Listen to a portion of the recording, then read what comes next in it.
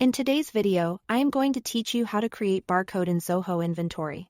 By the end, you'll know exactly how to generate and print clean, scannable labels for your items so you can track inventory faster and more accurately. First, open Zoho Inventory.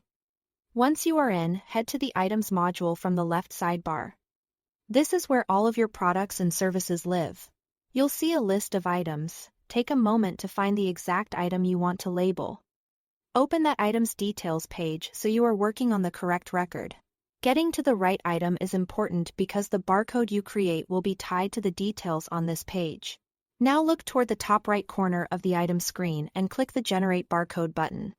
This opens the configuration window where you'll choose how your barcode will look and what it represents. Here, select the template you prefer. Templates control the layout of the label, such as whether it includes the item name next to the bars, any spacing, and how it appears on a standard label. Next, choose the field that the barcode should encode.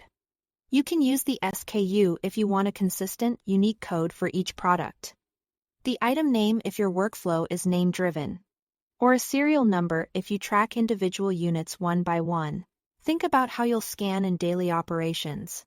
For most teams, SKU is a reliable choice because it stays the same and is built for quick lookups, while serial numbers are ideal when you need unit level traceability. When your template and field are set, click Generate and Save. Zoho Inventory will create the barcode and associate it with this item. This makes it easy to revisit or reprint later without reconfiguring choices each time. To produce physical labels, click the Print Barcode button. Enter the number of copies you need based on how many labels you want for shelves, bins, or packaging.